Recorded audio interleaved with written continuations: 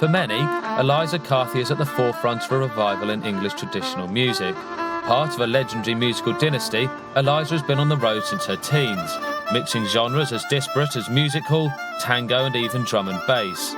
Twice nominated for the Mercury Music Prize, Eliza has brought this kind of music to a new generation.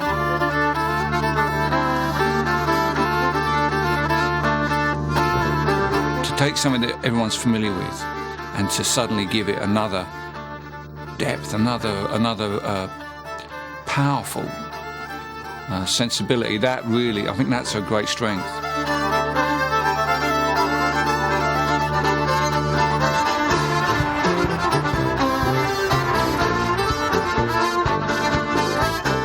The way that she performs, you really are able to kind of see through her to the music and the words. The song is always kind of bigger than the singer.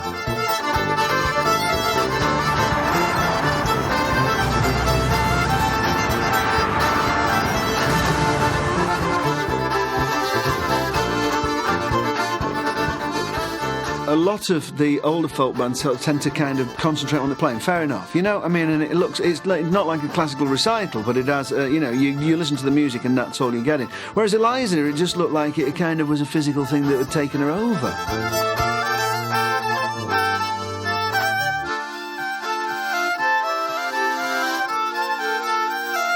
Are they pop songs or are they folk songs because of where she comes from? I think she would tell you they're part of the same thing.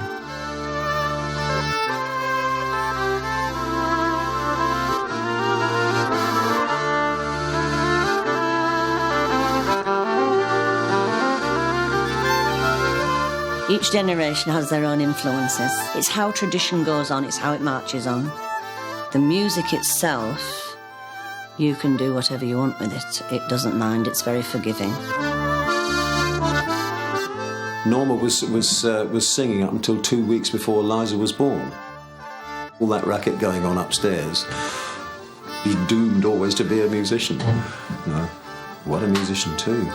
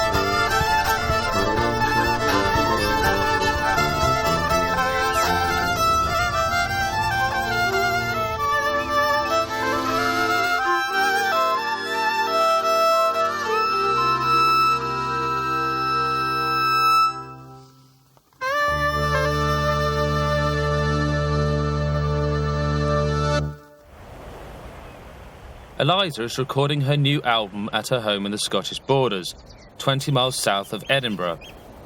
We started making this album in 2002. I was signed to Warner Brothers for about 3 years, and basically I hadn't really thought about making a songwriting album before that point, just because I'd been working with the traditional material. Eliza's music relies on the freedom to experiment with musical styles. When she's not on the road, the calm of her remote home gives her the space to write new material.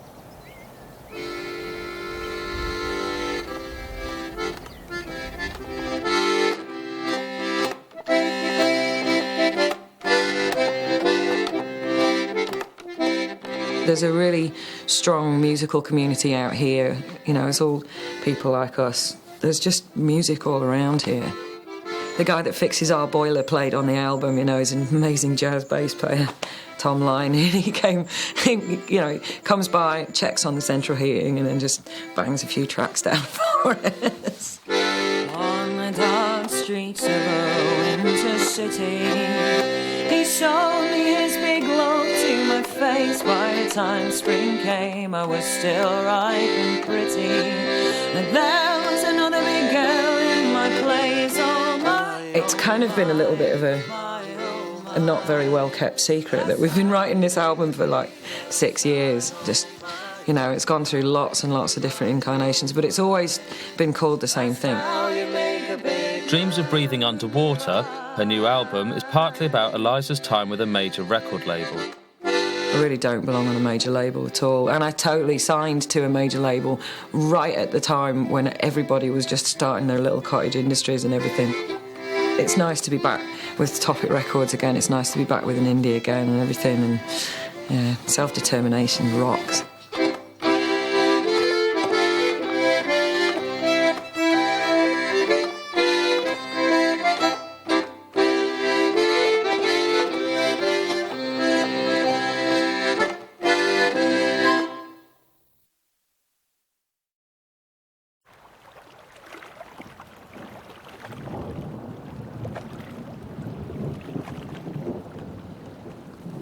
Eliza Carthy has returned to her home in the Borders to record a new album of original songs.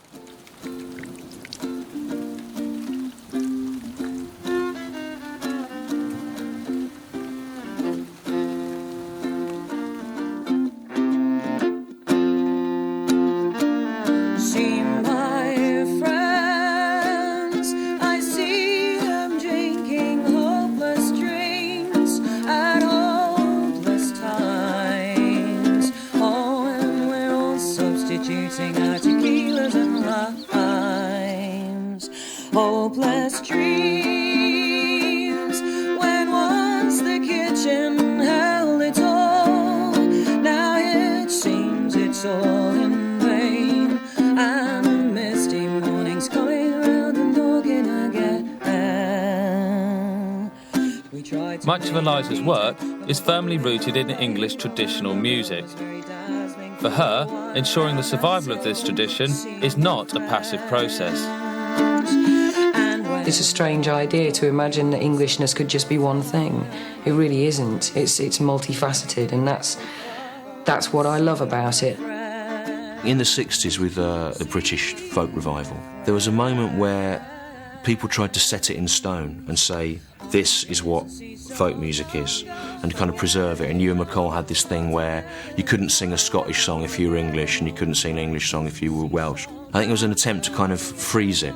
And in a way that's understandable, because at that moment in time there was, you know, amplified rock and roll happening and a massive kind of cross-cultural exchange all over the world. But it's kind of unnatural.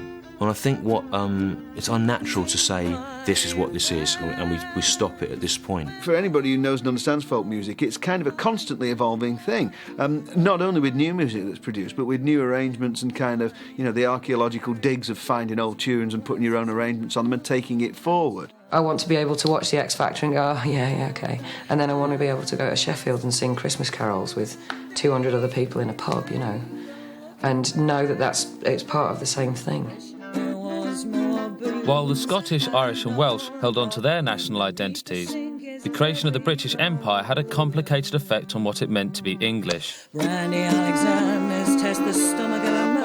English folk music had to fight quite a difficult corner, because I think that during the 80s, kind of folk music came to mean kind of Celtic music, and that meant a very specific Irish sort of music.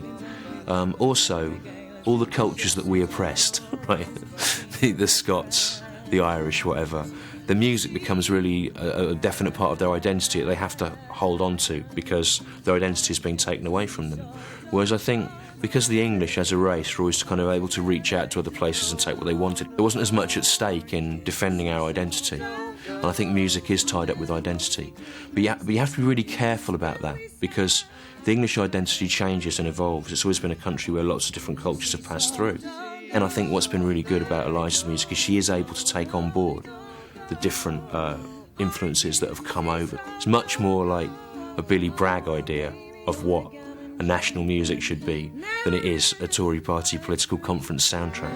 I think it's artists like Eliza who've kind of, you know, got all that kind of folk credibility but want to do something with it and take that knowledge and meld it with other people's knowledge that's quite fascinating. I think she has great respect for the tradition, but also a healthy disrespect for it too. Eliza's healthy disrespect resulted in her 1998 album Red Rice, which contained a mixture of sampled beats and drum and bass rhythms. The folk establishment was outraged. It was quite an interesting time because it's always difficult to know how the hardcore folkies are going to take it.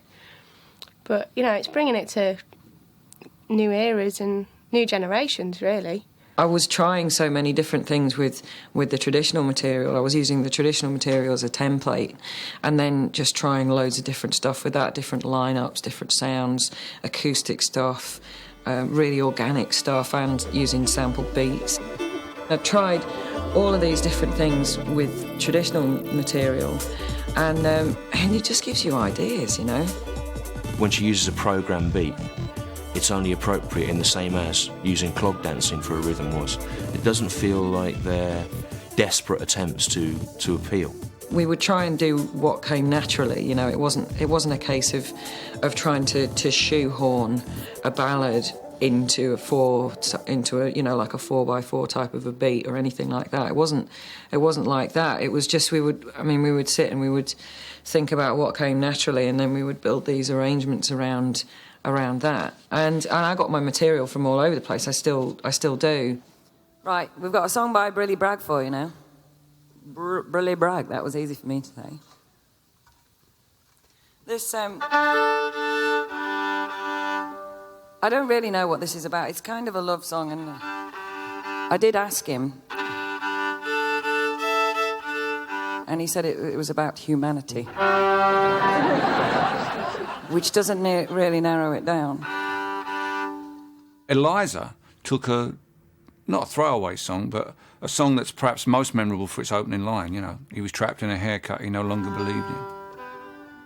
You know, I mean, which is a lovely line, isn't it? And I'm very, very proud of it. But I wouldn't say it's one song that people are always asking me to play, apart from people with bad haircuts. And she picked it up and took it to another place. He was trapped in a court he no longer believed in. She says, I'm a teacher here. I teach the children. And he wondered to himself there and then all the things he could learn from her. The great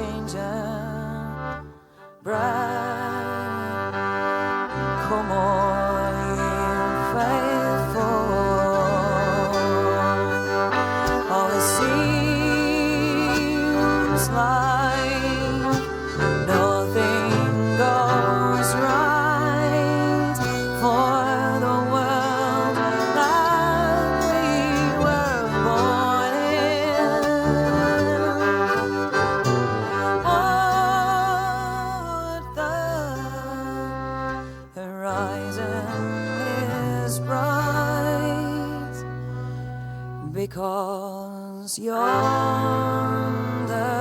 comes the morning.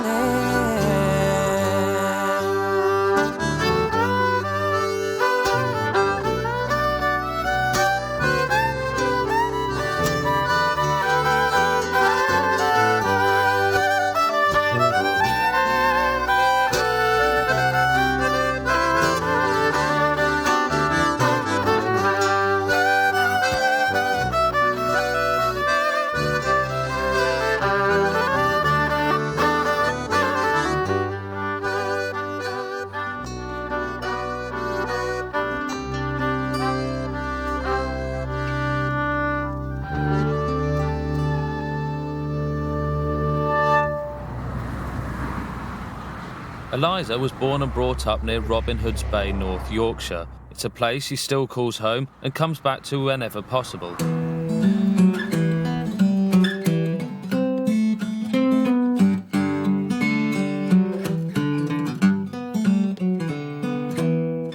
I do love being here. It's very important. This house especially is a real hub for everybody. I've been on the road for more than half of my life now. I don't get tired of it when it all works right, but I can't mess around with it anymore. I'm not just like, I can't just fling my clothes in a suitcase and be away from anywhere safe for 6 months without it really affecting me these days. Sometimes it's just nice to come home and have a cuddle from your mum, you know? Eliza's dad, Martin Carthy, has been a figurehead of the English folk scene for over 40 years.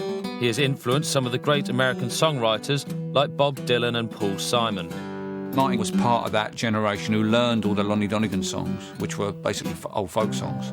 And when Lennon and McCartney went off to follow Chuck Berry, Carthy stayed true to the folk aspect and followed off the folk tradition to become the definitive English 60s revival folk singer and guitar player. You know, I had a conversation once with Johnny Marr where he said to me, all my guitar licks are just Martin Carthy sped up. I told Martin this next time I saw him. He said, oh, that's great. Who's Johnny Marr?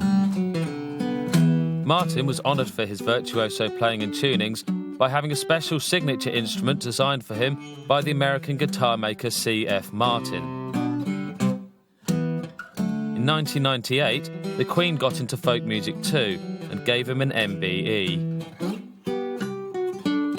The guitar he's playing here is a tailor-made copy of his original and much-loved first Martin. I bought a Martin guitar in 1963 and I bought it for 60 guineas.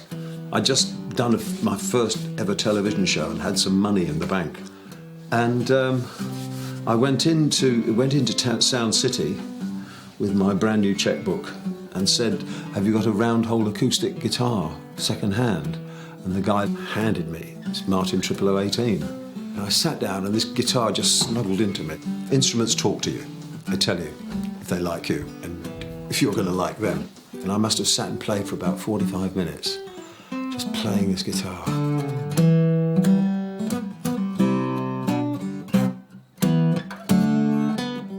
I sat up and I said, I really want to buy this, but I haven't got enough money. And he said, write me 2 cheques. I had that guitar for 39 years. I did just about every gig I did.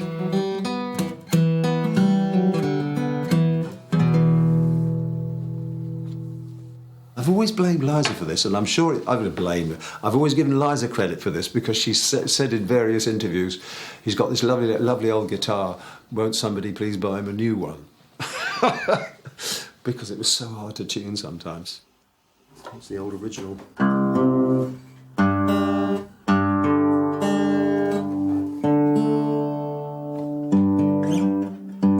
Still a lovely guitar.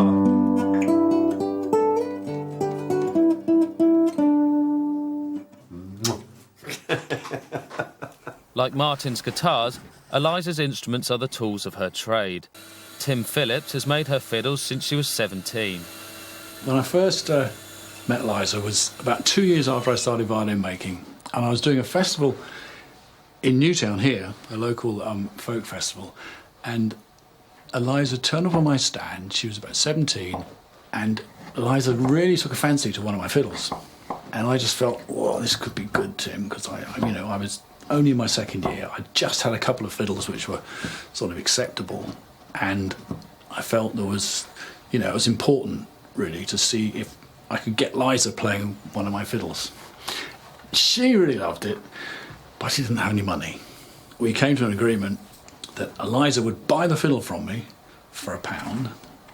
It was really good because it meant I could say to all these people coming up to me saying, hey, Tim, you sold a fiddle yet? I could say, yes, I've sold one to Eliza. And she could say to people, look, I've bought a fiddle from Tim. She performed with it later that day on stage at Newtown, and that was the first time that one of my fiddles had been on stage being used. That was really thrilling. So that's how it happened, and after that then she bought a number of other ones and has used them ever since. I have this one, I have a round-bodied one which has no corners on it, And I also have an octave violin, which is like a violin but an octave below. Marianne Faithful sings a song about a boy who's like the rain.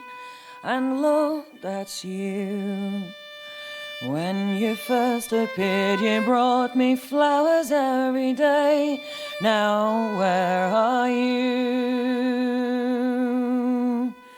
No one's saying that. The style of violins these days is very much as it was in Stradd's time, which is 4 corners, traditional scroll, brown. I just felt when I started making violins that there was, no need for it to stay like that, really. And so had some fun developing some different shapes. Then exactly 2 tears I did cry, 1 for each line. I make stuff according to tradition and using traditional ingredients, but I'm very happy and enjoy making it look different, sound different, feel different. I suppose, in a way, Pat's that Eliza does with her music. And she'll take tradition and she will use it and modify it in a way that she feels is interesting. But she's always honest to the tradition within that. See you in the mirror, you are laughing at your looks. They take up your time, right, honey, you. Life sings funny songs and will caress your golden head, and I did too. You can curse me for the fool that I am still. Oh, where are you? It feels as though you will. How the rain came down, not outside but inside. Then exactly 2 tears I did cry. How the rain came down, not outside but inside. And then exactly 2 tears I did cry.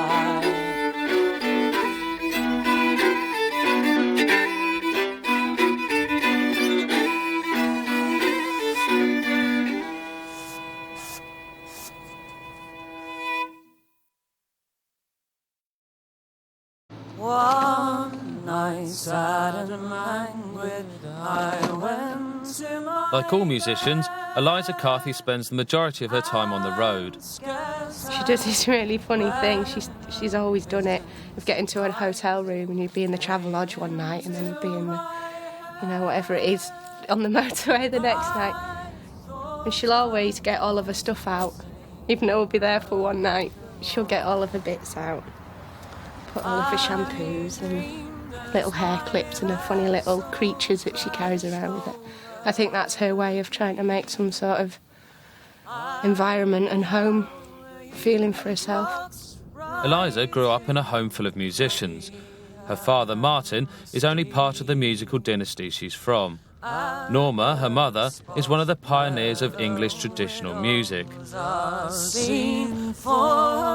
Along with sister Lal, brother Mike and cousin John, Norma was part of one of the best-known singing groups of the 1960s. They sing in folk clubs all over the country. They travel around in an old van. They positively shun the limelight. These are the Watersons, a very important part of the revival of traditional British music. We had never ever intended that should be our career, really. We just fell into it. It was a complete accident. Mostly that was our hobby, mostly that was our love, and we just wanted to learn about this wonderful music that was ours and teach it to other people. Singing's always been fun. That was the beginning of the end as far as we were concerned, singing and travelling and earning not a great deal of money. We were doing what we wanted to do. We're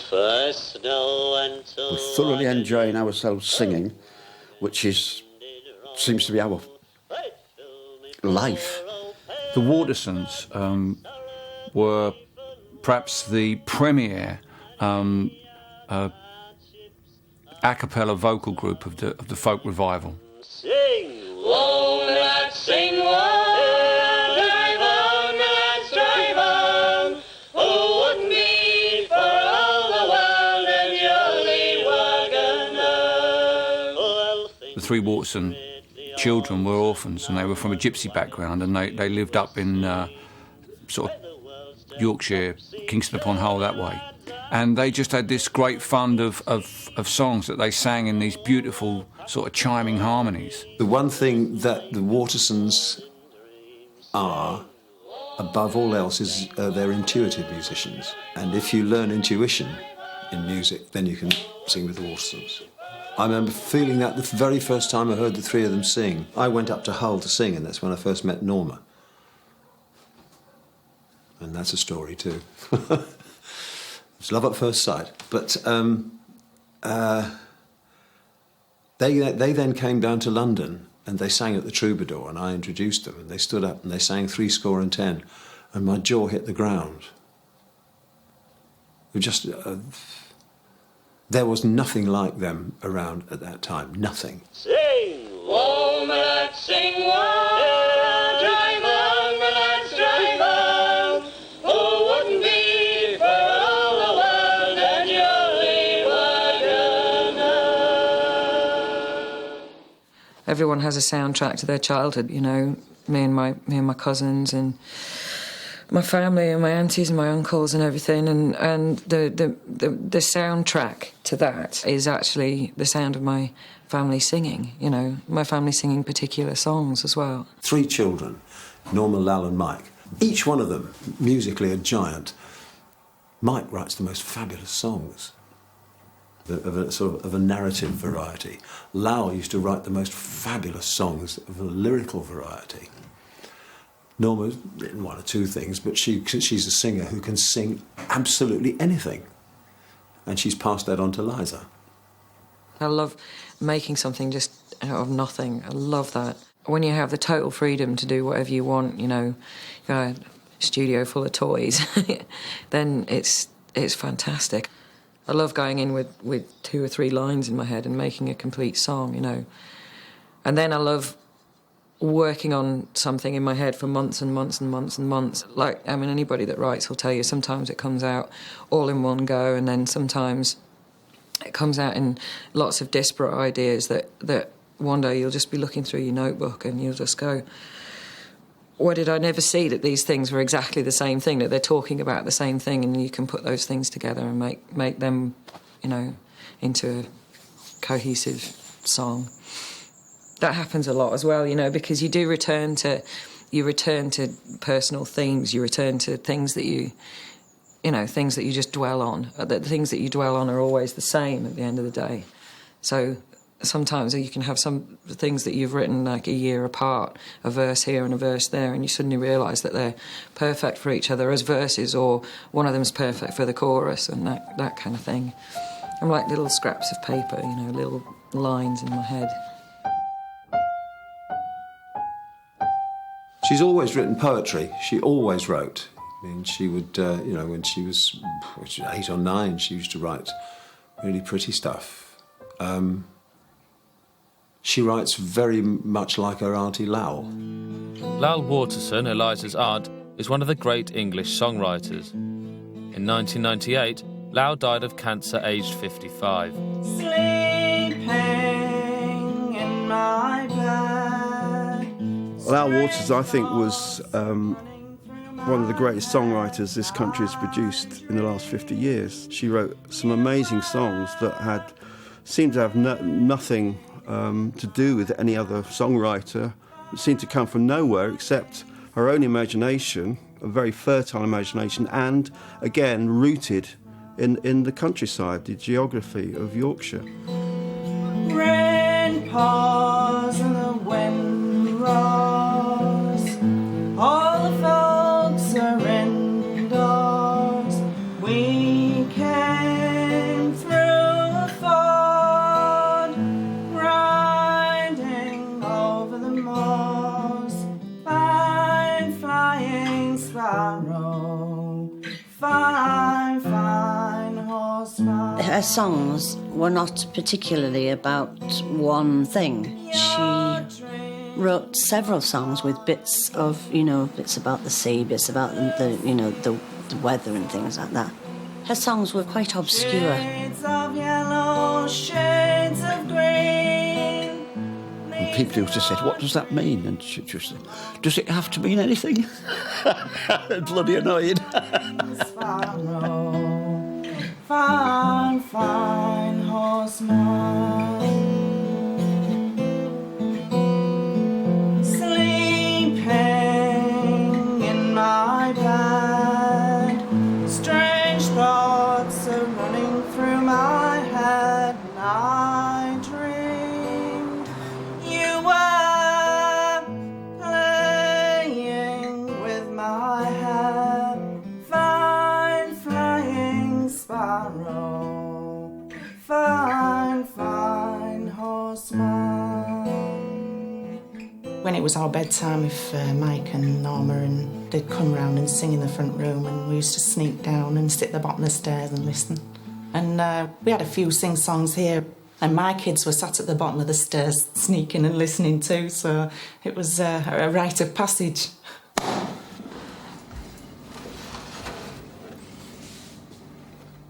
The thing about Eliza with regards to the Watersons is, you've got to remember, none of the Watersons played violin. And Eliza's violin playing and what she does with it and how she pitches it and where it begins and ends is a marvel to me, because it never begins where I think it's going to begin, it never goes where I think it's going to go, and it never ends where I expect it's going to end.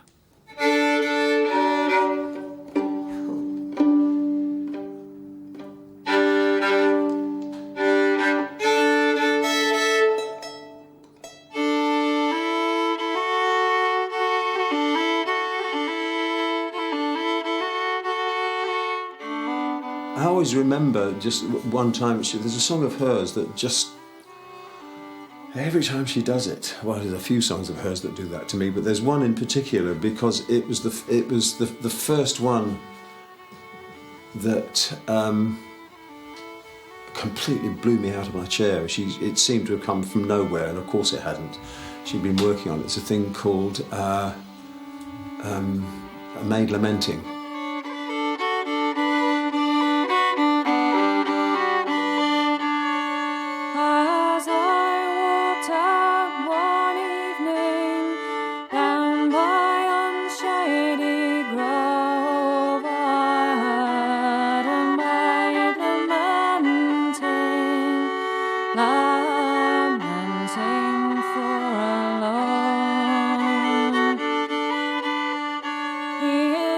It's an astonishing piece of playing and singing.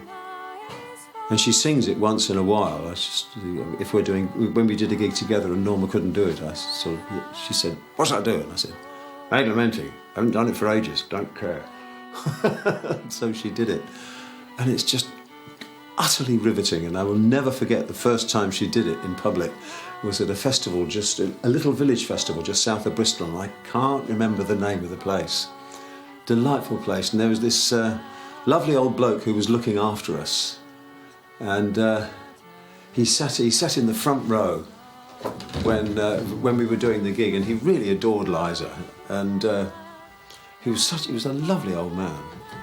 And he sat there, and she picked up the fiddle, and she went to play by herself, and you could see him set back in his chair and think, "Oh, she's my favourite, and now she's going to sing me a song." And he sat back, and she sang this song, and it went straight to his heart. You could see him; it completely broke him up. He was absolutely thunderstruck, this woman, and so were Norma and I. She finished and just went, "Holy shit!" She is an extraordinary musician, and she's got a way of going straight to the heart of something, just like her mum. Yeah, no problem. I'll chat with you. Will you do same as last time? Yeah, I think so. You don't do 2 tiers? Well, I think we should actually have a go at 2 tiers tonight, to be honest. It's, yeah, no, I'd love to do it. After travelling 200 miles from North London, Eliza is back in Yorkshire at Leeds City Varieties, one of England's oldest music halls.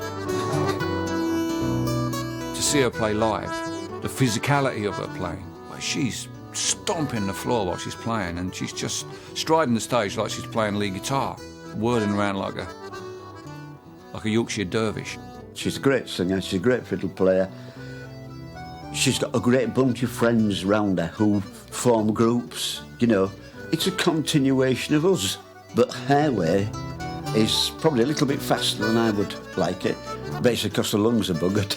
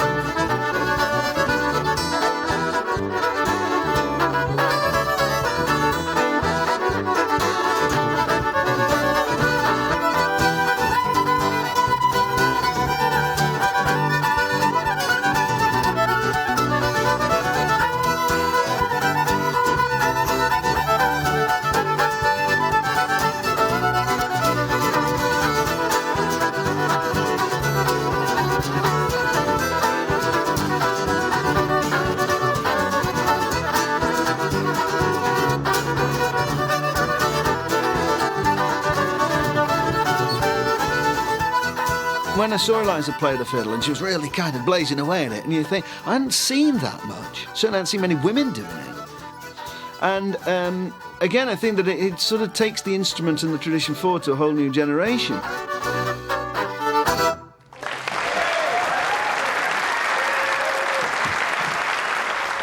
There are people, I think particularly when you're young, you have energy, and it's like natural if you get on a stage with excitement and energy. It's natural to move. It's natural to kind of want to stand up and give it some, you know. As they was walking along together, he then learned to heard it say, I gave you poison all in your liquor, all for to take your sweet life away. And I have drunk all the same, my jewel, or to die as well as thee. Now in each other's arms let's die. Young men, be aware of jealousy.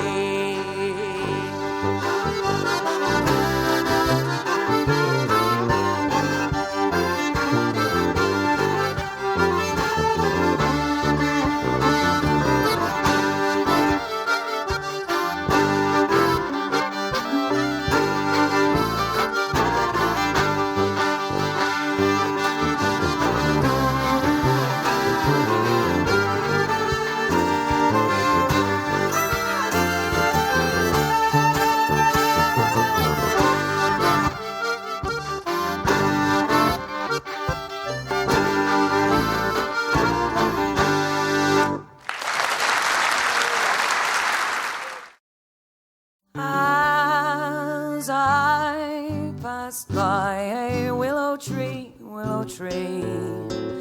that willow leaf blew down on me.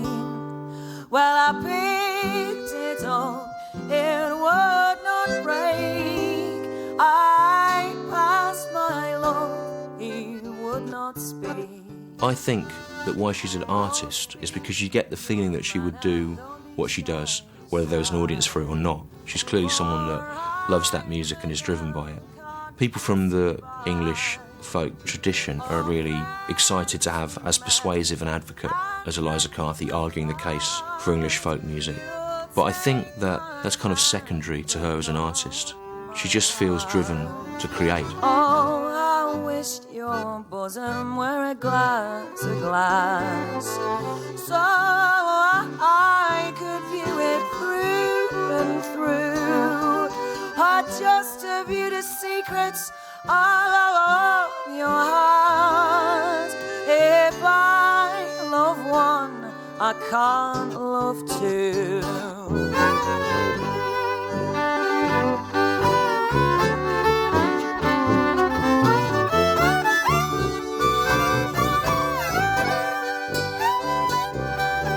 Willow Tree is a version of a song Eliza found on an old Topic Records compilation of English folk tunes.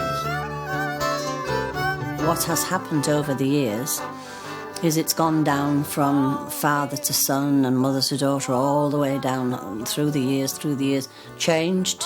You know, somebody heard it in, I don't know, Norwich and went off and lived to Leeds, took the song with them, and so you get a different version. You get, you know, and this is how all the different versions arrive, because people don't remember them exactly right.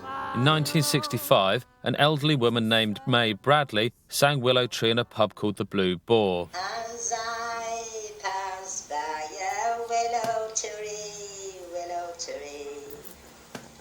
that willow leaves. She sings as low as I do. By reinterpreting this old song, Eliza has brought May Bradley and her world back to life, as vividly as any photograph or memento.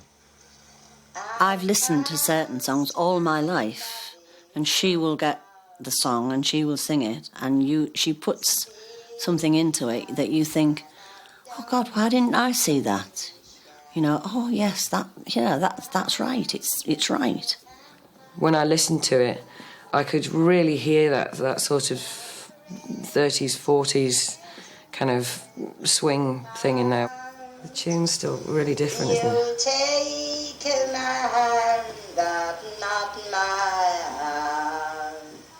If I approach a song, the first thing that I do is try and find a traditional singer who sings that song.